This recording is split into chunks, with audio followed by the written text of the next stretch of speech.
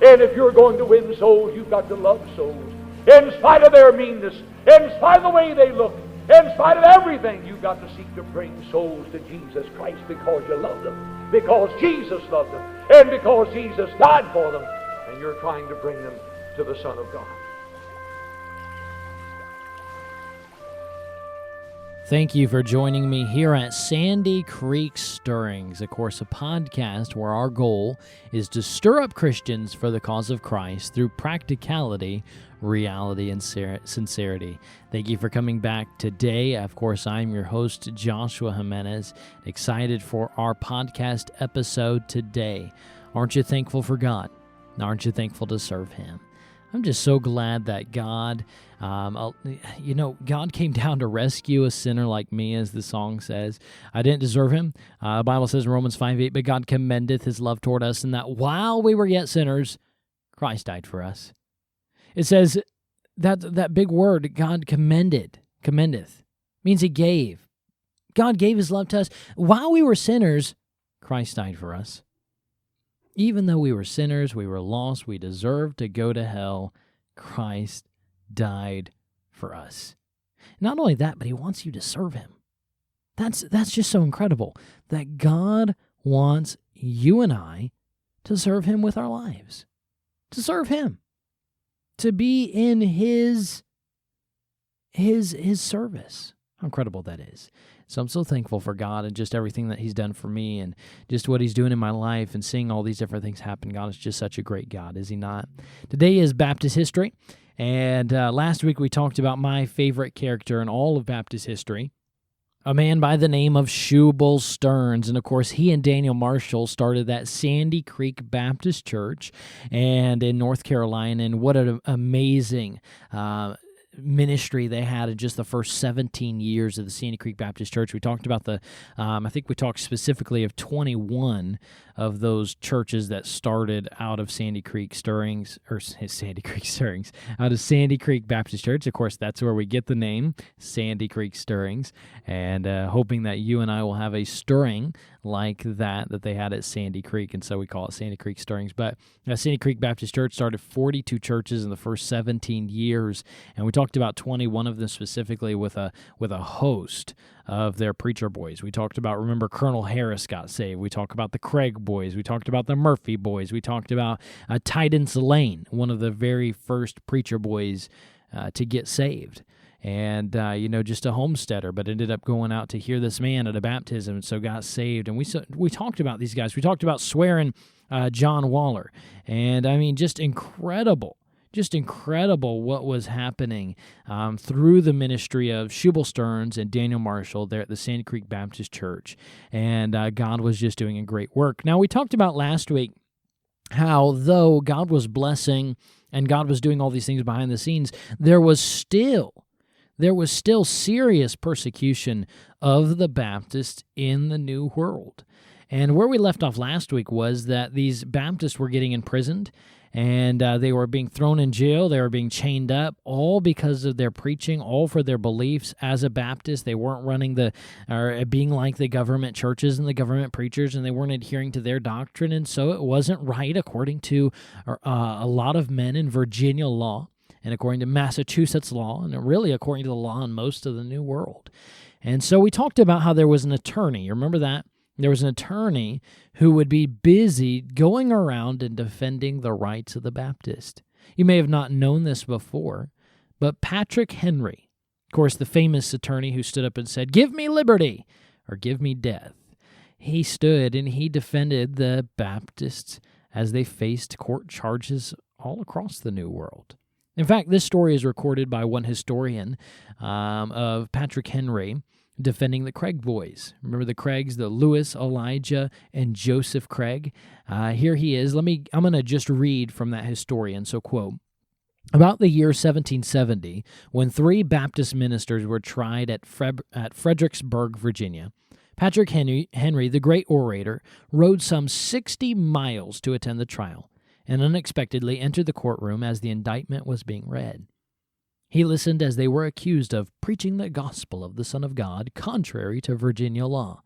When the indictment had been read and the prosecuting attorney opened the case, Patrick Henry, having glanced over the indictment, arose and addressed the court. "May it please your worships, I think I heard read by your prosecutor, as I entered this house, the paper I hold in my hand. If I have rightly understood, the king's attorney of this colony has framed an indictment for the purpose of arraigning and punishing by imprisonment 3 inoffensive men before the bar of this court for a crime of great magnitude as disturbers of the peace. May it please the court, what did I hear read? Did I hear it distinctly, or was it a mistake of my own? Did I hear an expression as if a crime that these men are charged with? What? For preaching the gospel of the Son of God?" Swinging the indictment 3 times around his head, he exclaimed, "May it please your worships, in a day like this, when truth is about to burst its fetters, when mankind are about to be aroused to claim their natural and inalienable rights, when the yoke of oppression that has reached the wilderness of America and the unnatural alliance of ecclesiastical and civil power are about to be dissolved, at such a period when liberty of conscience, is about to awake from her slumberings and inquire into the reason of such charges as I find exhibited here and today in this indictment. If I am not deceived, according to the contents of this paper, I now hold in my hand these men are accused of preaching the gospel of the Son of God." And with similar words thrice repeated, he inquired, "What law have they violated?"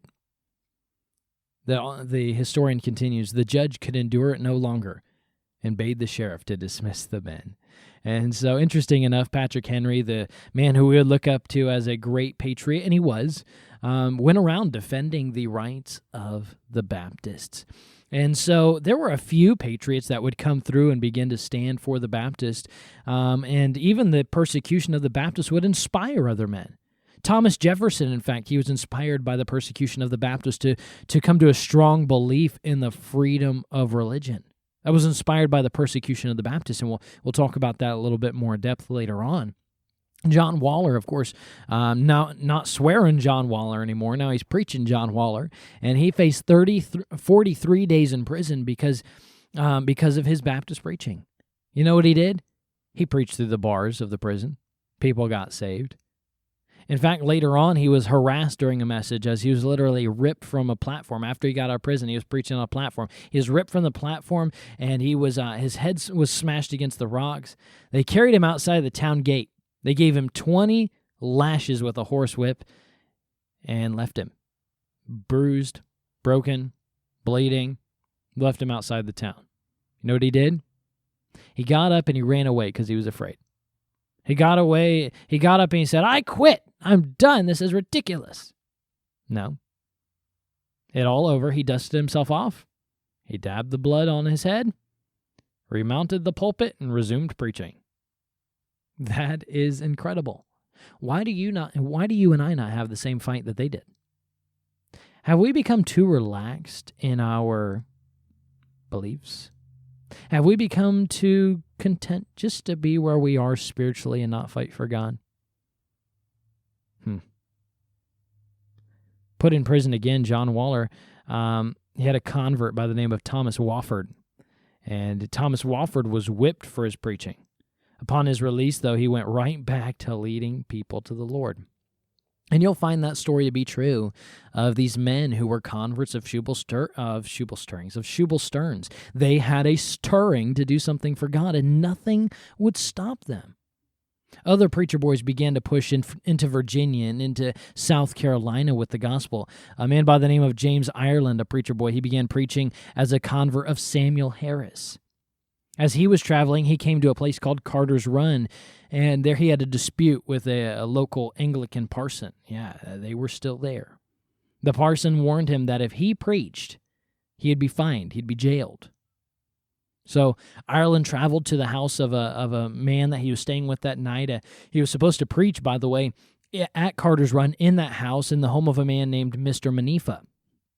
And so that night, James Ireland, he wrestled with the Lord about whether he should preach and risk imprisonment. And so the next day he got up, he got out of his room, and Mr. Manifa was standing in the main room, kind of almost waiting for him to come out. Mr. Manifa told him this, "Sir, you may expect to be taken up today.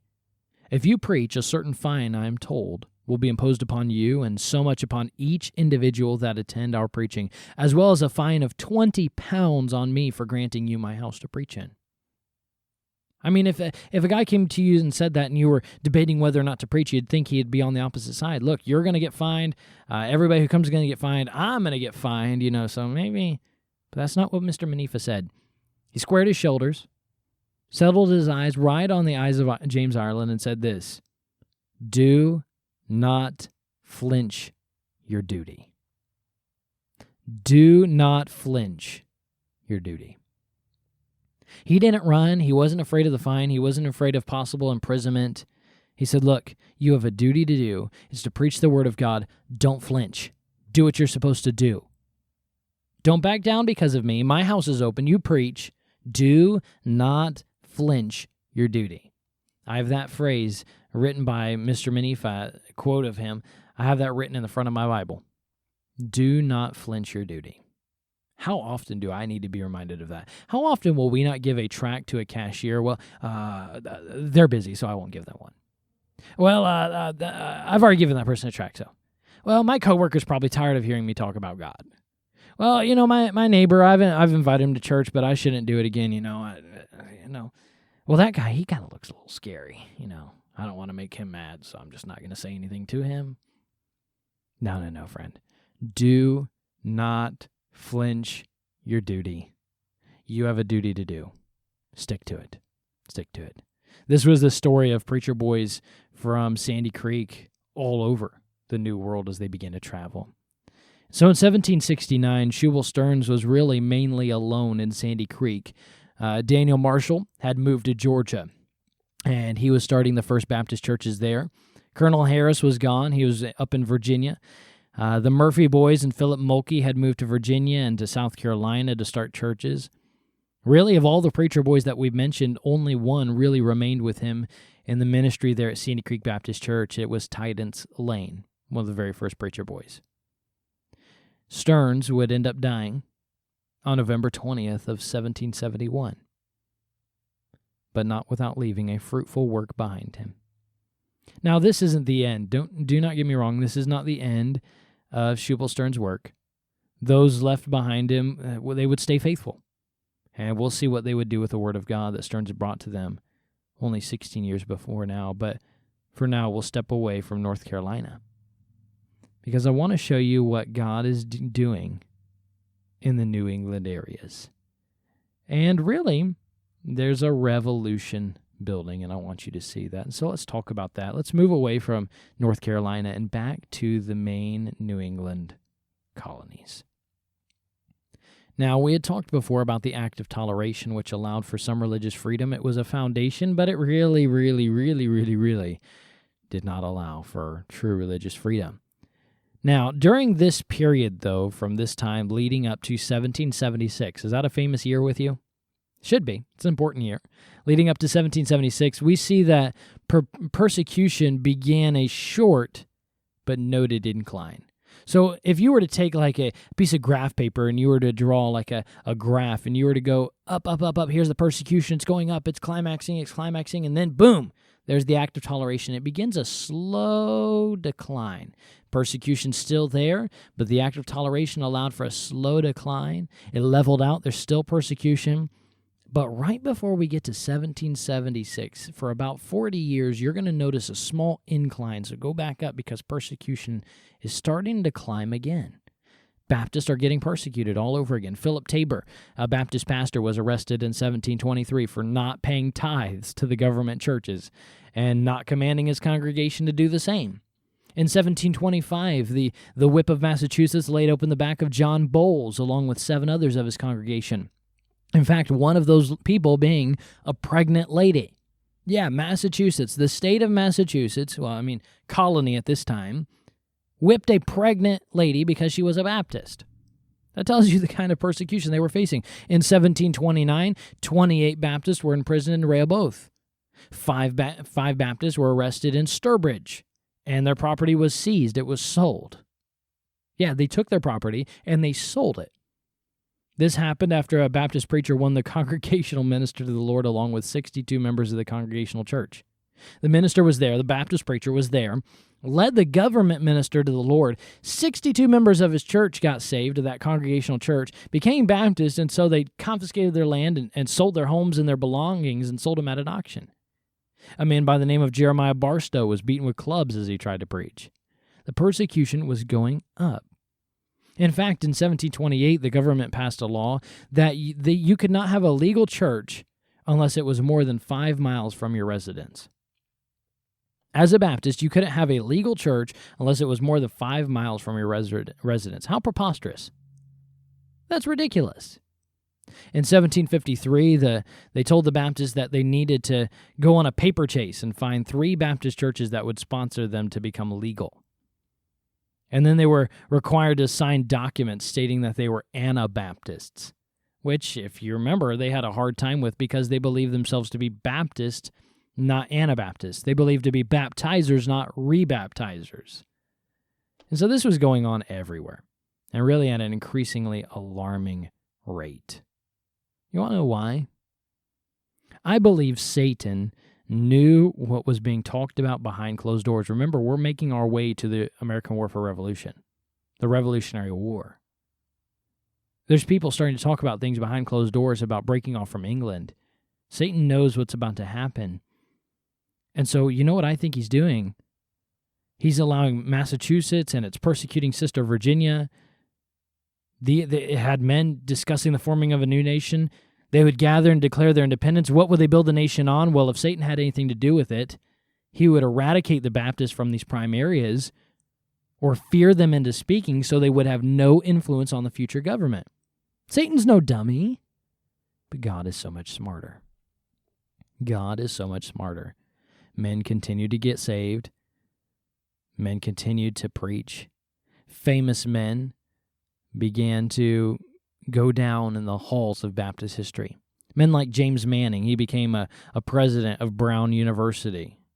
Men like John Gunno, he began to preach everywhere and eventually traveled to train under the great mind and ministry of Shubal Stearns before Shubal Stearns died. Eventually, he went and became a Baptist pastor in New York. John Gunno is going to be an important name throughout the rest of our narrative, so make sure to pay attention to that name, John Gunno. Really, truly trained by Shubal Stearns. You got a guy by the name of Hezekiah Smith. He was influenced by John Gunno, where he faced brutal persecution from the government as a pastor in Haverhill. Now, Hezekiah Smith has an interesting story. He's connected to the story of Rachel Thurber Scammon. In 1720, this lady, Rachel Thurber Scammon, and her husband moved to the town of Stratham. Now, she was a Baptist, and for 40 years, she would witness in her little town. In all that time, she saw just one convert from her witnessing. She would spend hours a day praying that God would one day start a Baptist church in Stratham. Hours a day, every day. One day she was going along, she came across a book entitled The Plain Discourse Upon Baptism, and it was a book for the Baptist cause, and so Miss Rachel, she desired to distribute that book and to maybe see people saved in Stratham when they recognized what true baptism was. And so she went to Boston to see if she could have that book printed. She took it with her. And when she got there, the printer, she showed him the book. She said, "Can you print this?" And it was truly contraband. He looked around, and then he quietly ushered her to a back room, closed the door, and opened some crates. And he had his contraband in that back room of that print shop. He had 110 copies of that same book she wanted printed. Only God can work that out. She went on, she bought all of them, and then she began to distribute them in Stratham and other places. And then she died. You say, that's a terrible ending to that story. I thought you were going to say that a Baptist church was started or something like that, but she just died? She never got to see her prayers answered? Well, God had heard her prayers. There was a young doctor, his name was Samuel Shepard. He was making a house call in Stratham one day when he noticed on a little side table by the bed, he noticed a book entitled Plain Discourse Upon Baptism. He grabbed that book, he began to read it, and he became a Baptist. Eventually, after being baptized by Hezekiah Smith, who we started out with, Samuel Shepard went and started a Baptist church in Stratham in answer to Rachel Scammond's 40-year prayer. You know what? You may have been praying for something for years and years and years and years, and you say, why isn't God answering my prayer? Give him time. He always answers in his time. There's a little chorus that says, in his time, in his time. He makes all things beautiful in his time. Every knee shall bow, every tongue confess. I think I just combined two choruses together. But in his time, it's the most important thing. In his time, God will answer your prayer in his time. He makes all things beautiful in his time. Now, you had, as I mentioned, James Manning, John Gannot, Hezekiah Smith. These guys began to arise and preach the word of God. There was a guy by the name of Chiliab Smith. He started the town of Ashfield, Massachusetts, and he led many people to the Lord. His son Ebenezer became the pastor of a Baptist church in Ashfield, and he faced persecution. His land was confiscated and sold. They were taxed to support the church government, but they could have no say in the government. I mean, that's taxation without representation. They sent a petition to the General Assembly at Boston to relieve them since they had no involvement in the government. They said, we have no involvement in the government, so we shouldn't be taxed to support it. If we're going to be taxed, we should have some say in the government.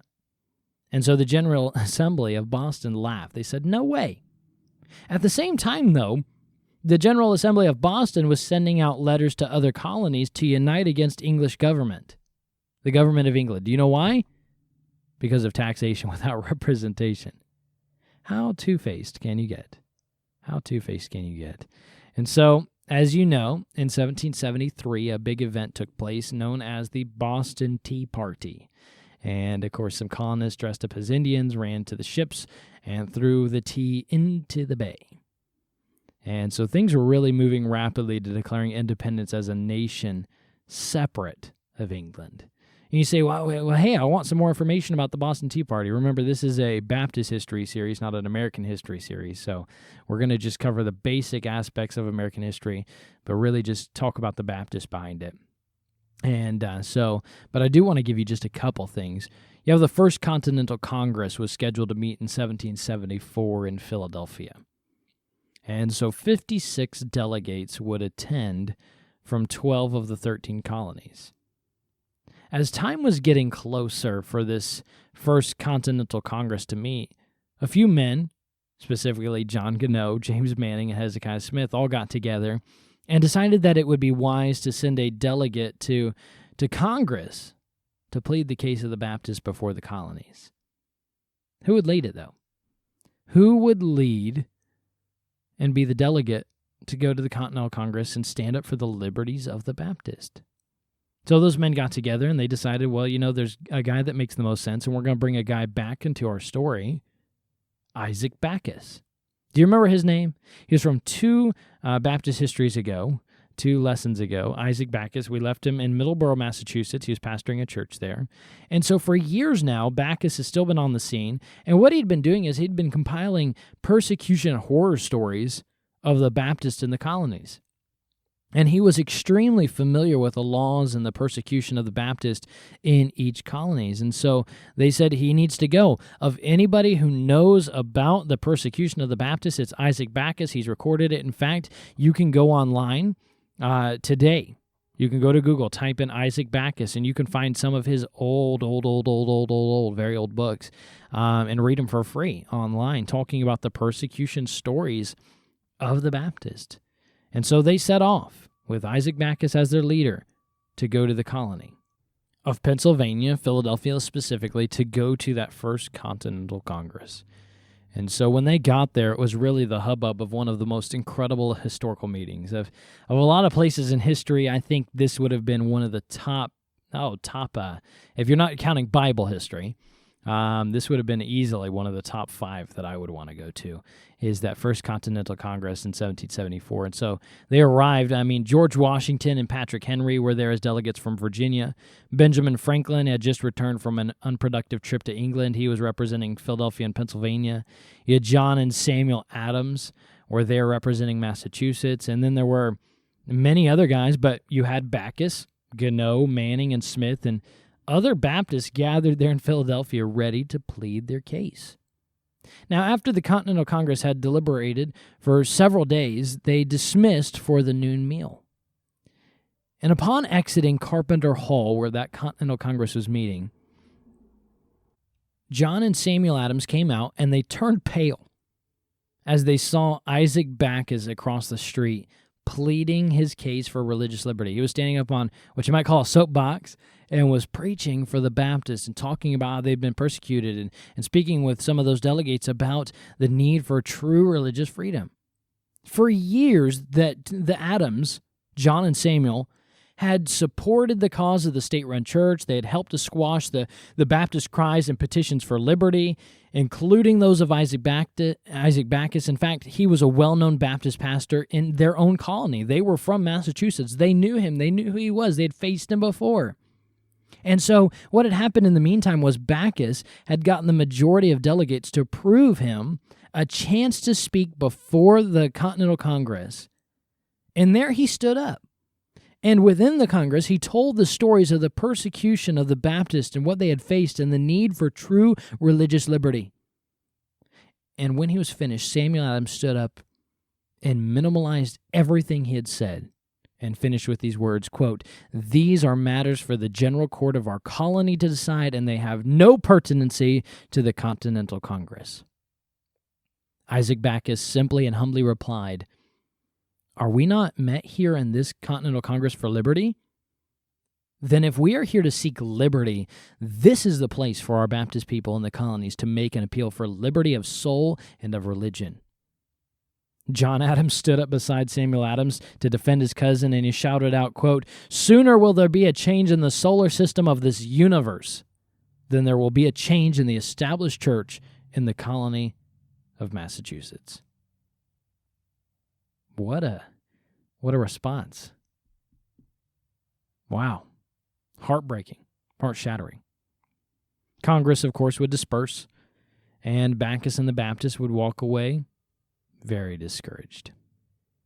No conclusion had come. Many thought that, you know what, maybe we just made even more bitter enemies. But God was working behind the scenes, as always, on the hearts of some of the members of the Continental Congress. God was working on their hearts, allowing a change even to take place in their minds. In the background, they had great influence and didn't realize they had won the friendship of men like George Washington and men like Thomas Jefferson and Patrick Henry, even James Madison and Benjamin Franklin. And along with that, even though they got this disheartening news, the Baptists didn't stop seeing souls saved and baptized. They continued to preach. They continued to plant churches. They continued to move forward for God in the face of persecution. The true test of your faith, my friend, is what it takes to stop you. The true test of your faith is what it takes to stop you. Would imprisonment stop you? Would death stop you? I mean, obviously, it's going to stop you in some respects, but I mean, the fear of death, will that stop you? There are a lot of people who are afraid of dying, and they've stopped having the faith that they need to have. What does it take to stop you? What does it take to stop you from serving God? These Baptists were willing to lay down everything on the line. And so as we end here today, we'll be moving forward next week when the first shots of the Revolutionary War take place. A rider jumps on his horse, knowing that the shots have taken place, the Revolutionary War has truly started, and he rode to go find a colonel by the name of Colonel Houghton. He was of the colonial militia. He was at the Hopewell Baptist Church in New Jersey. He was attending services, and the rider arrived, gave him the news of what happened. In fact, the colonel made him wait until the service was over. Went outside. The colonel stood up on the steps of the Baptist church. He beckoned the people to stop, and he gave one of the most rousing speeches for the revolution that you may ever hear to the Baptists of the Hopewell Baptist Church in New Jersey.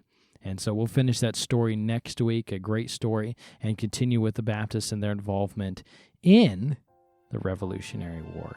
And so looking forward to next week already. I pray and hope that this has been a blessing to you today. Don't let anything stop you.